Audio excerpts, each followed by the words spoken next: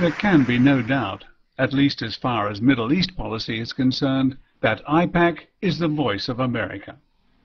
AIPAC stands for the American Israel Public Affairs Committee, and in case there is any doubt about its aims, its subtitle is America's Pro-Israel Lobby. There can also be no doubt that its policies put considerations for the State of Israel first, over and above any considerations for the safety and security of the United States and its citizens. The motives and aims behind the establishment and growth of AIPAC are boldly stated on its website. For more than half a century, the American Israel Public Affairs Committee has worked to help make Israel more secure by ensuring that American support remains strong. From a small pro-Israeli public affairs boutique in the 1950s, AIPAC has grown into a 100,000-member national grassroots movement described by the New York Times as the most important organization affecting America's relationship with Israel. Did you detect anywhere in that paragraph a mention of any benefit for Americans? I didn't, so let's see if there is any such mention in the next paragraph. As America's leading pro-Israel lobby, AIPAC works with both Democratic and Republican political leaders to enact public policy that strengthens the vital U.S.-Israel relationship. With the support of its members nationwide, AIPAC has worked with Congress and the executive branch on numerous critical initiatives, from securing vital foreign aid for Israel to passing legislation aimed at stopping Iran's illicit nuclear program. You should note that the word vital was used twice in that paragraph, but the question that Americans should be asking themselves is, vital for whom? Is it vital that your troops, your sons and daughters, are now being killed in Afghanistan and Iraq? And if AIPAC has its way, there is a strong possibility of the United States being sucked into a war with Iran on Israel's behalf. And we should not forget the embedded lie, Iran's illicit nuclear program. Nothing has been proved to be illicit about Iran's nuclear program, but the people who write for AIPAC do not bother with qualifying words like suspected or alleged. They come right out with Iran's illicit nuclear program. And one cannot help but wonder how many more lives may be lost because of that lie. But never would they dare to mention Israel's clear and present nuclear capability of at least 200 nuclear weapons and their means of delivery. Nor do they mention the not unreasonable proposition that Iran has a right to defend itself and to support other like-minded groups in its own region. After all, the United States has hundreds of thousands of military personnel as well as clandestine operatives in a region which is not exactly on its own doorstep. And please, spare me the claims that Iran's president threatened to wipe Israel off the map, as repeated by then-Senator Obama to keep AIPAC happy. Its president denies the Holocaust and threatens to wipe Israel off the map. The wipe Israel off the map lie had been thoroughly debunked at least 2 years before Obama repeated it. In fact, the word Israel was not mentioned in that section of the speech.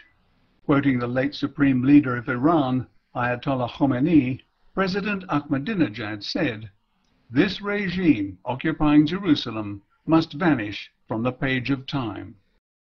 Farsi was the language of Omar Khayyam, the great Persian mathematician, philosopher, astronomer, physician, and poet, and I cannot resist reading one of his verses.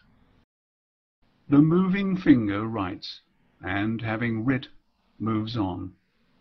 Nor all your piety nor wit shall lure it back to cancel half a line, nor all your tears wash out a word of it. The poem has meanings on all kinds of levels, about our words and deeds being permanent, a kind of cosmic record which can never be erased, and world leaders who regularly use lies and half-truths to advance their agendas should take note of it. So should those who vote for them.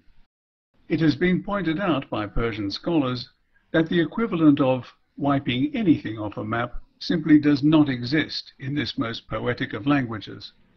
But it is not at all fanciful to suggest that the equivalent of this expression exists in most languages. The idea is so common and well understood, it is idiomatic. Less used, but just as understandable, is the expression, vanish from the page of time.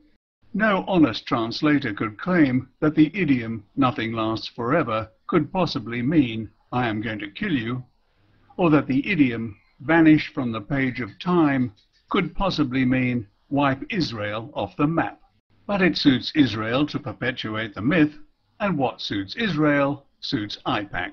And where AIPAC leads, Congress, and yes, the President of the United States must follow, if they all know what's good for them. And President Obama certainly did, at his very first press conference in the White House. Mr. President, do you know of any country in the Middle East that has nuclear weapons? With respect to nuclear weapons, I don't want to speculate. What I know is this. Of course, he did not answer the question to which everyone else knows the answer. But since then, he has done nothing but speculate about Iran's nuclear program. Iran is breaking rules that all nations must follow. All nations, that is, except Israel. We have made it clear that we will do our part to engage the Iranian government on the basis of mutual interest and mutual respect, but our patience is not unlimited. This is not about singling out Iran. This is not about creating double standards. Technically, you are correct, Mr. President, because the double standards were created long ago.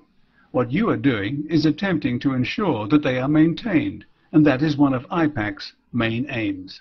In this graphic, the orange represents the population of the United States, approximately 310 million citizens, while the P represents the membership of AIPAC, a mere 100,000 people.